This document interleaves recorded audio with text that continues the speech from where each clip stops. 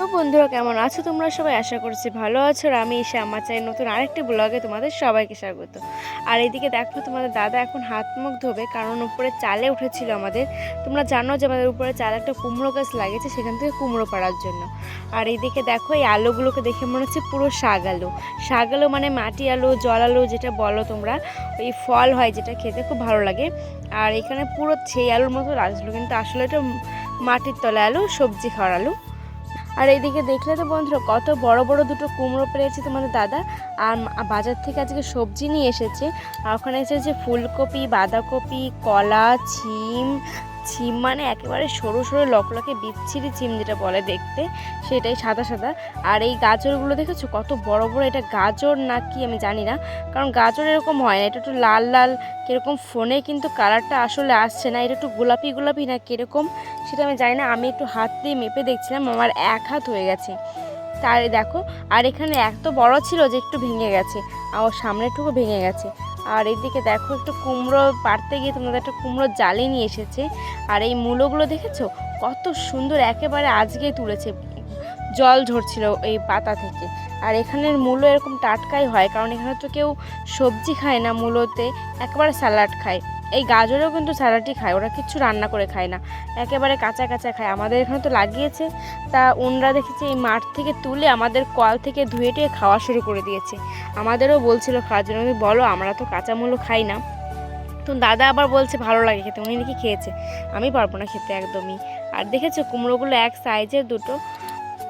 আর এদিকে দেখো আমাদের পেয়ারা গাছ লাগিয়েছিলাম, তা পেয়ারা গাছটা উঠানো হয়ে গেছে, কারণ আর জানো তো পেয়ারা গাছটা কেন উঠালাম, কারণ ওইখানে যে লোক ঘর বানাবে তার জায়গার মধ্যে এটা পড়েছিল, সে কারণে পেয়ারা গাছটা উঠিয়ে ফেলেছি। আর এদিকে আমাদের কচু গাছ, কুমড়ো গাছ সবই কাটা পড়েছে, এর জন্যই কাটা পড়েছে জানো তো।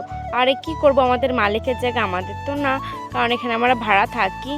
আর সেই জন্য কি বলবো, সবগুলো উঠে ফেলেছি। কিন্তু এই পেয়ারা গাছটা তো আমরা লাগাইনি, এখানে হয়েছিল।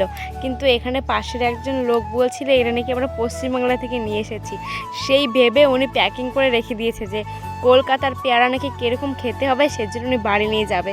কিন্তু আসলে তো আমরা এখানে আনিনি, এখানে এমনি হয়েছিল।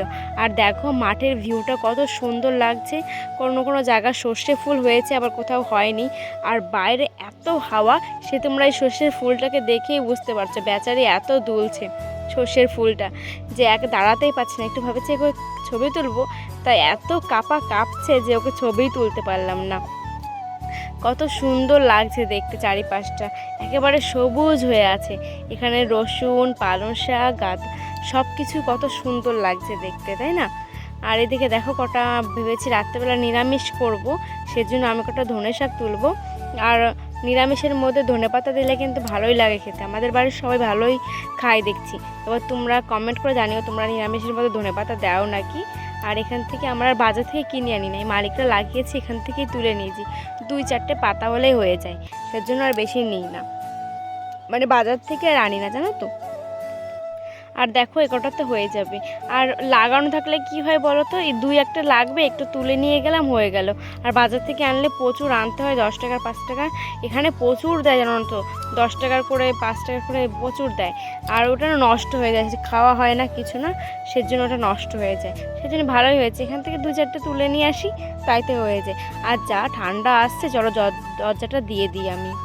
আর এদিকে দেখো মা আগুন জ্বালাচ্ছে, আগুন পোয়াবে। আর কি বলবো, এখানে তো পাটকাঠি নেই, সেজন্য দুধের প্যাকেট দিয়ে, যে আমরা মিষ্টি বানানোর জন্য যে দুধের প্যাকেট নিয়ে আসি, মানে দুধ নিয়ে আসি, সেই প্যাকেটটাতেই মা আগুন জ্বালাচ্ছে। এটা তো খুব সুন্দর ধরে জানো তো। আর এগুলো যদি এখানের লোক জানে যে এই দুধের প্যাকেটে মানে আগুন জ্বালানো যায়, তাহলে তো নিয়েই যাবে, আমাদের কাছে থেকে আর থাকবেই না। আর এইদিকে তোমাদের দাদার পছন্দর খাবার জিলাপি, এখানের জিলাপিটা খুব ভালো লাগে খেতে, সেজন্য জিলাপি নিয়ে এসেছে। আর ভেবেছিলাম যে আমি নিরামিষ রান্না করব, কিন্তু বাবা আজকে বলছে যে মাংস খাবে। কোনোদিন বাবা বলে না যে মাংস খাবে, কিন্তু আজকে হঠাৎ দেখি বলছে যে মাংস খাবে। আর সেজন্য আজকে নিরামিষটা বাদ দিয়ে দিয়েছি, কিন্তু নিরামিষ রান্না করব না, আর মাংস রান্না হবে। কিন্তু মা তো মাংস খায় না, সেজন্য মার জন্য একটু নিরামিষ রান্না করব, ব্যাস, তাছাড়া আর কিছুই না। আর এদিকে দেখো আমি সবজি নিয়ে নিয়েছি, দেখেছো, বললাম তোমাদের বিচ্ছিরি যে ছিম, সেটাই মরা শোলটে, সেজন্য ছিম দেখেছো। আর গাজর নিয়ে নিয়েছি, একটু আলু আর একটু মূলো, এটুকুই হয়ে যাবে মার, খালি একা খাবে তো সেজন্য নিরামিষটা আর কেউ খাবো না আমরা, সেজন্য ওইটুকুতে হয়ে যাবে। আর এদিকে দেখো আমি মশলাটা মাখছি মাংসতে, কারণ এখানে আমি মশলা বাটা হয়ে গেছিলো, যেহেতু আমি নিরামিষ রান্না করব সের জন্য একটু দেরি হবে, সেই কারণে একেবারে মাংসতে আমি মশলাটা মাখিয়ে রেখে দেবো, তাতে একটু ওর গায়ে মশলাটাও লেগে থাকবে, ম্যারিনেটও হয়ে যাবে, আর আমার এদিকে নিরামিষ রান্নাটাও হয়ে যাবে। আর নিরামিষ না রান্না করলে আমি একবারে বসিয়ে দিতাম, যেহেতু নিরামিষ রান্না করতে হবে সেজন্য ওটা করে ফেলি। আর এদিকে দেখো আমি একটু মশলা মাখাচ্ছিলাম মাংস, তো দাদা একটু নাড়ছে, এরকম করলে না ভালোই হয়, একটু হাতেতে কাজ করলে সত্যিই সুন্দর হয়। আর মা যেহেতু করছে মানে লাড্ডু পাকাচ্ছে, সেজন্য মা আমার কাছে আসতে পারেনি আজকে, আর না হলে মা নিরামিষটা রান্না করতো আর আমি মাংসটাই করতাম। আর এদিকে দেখো আমার এরকম পা খেতে তো খুব ভালো লাগে, আমি ফোনে দেখি যে এরকম পা খায়, সেজন্য আমি ওইভাবে কেটেছি।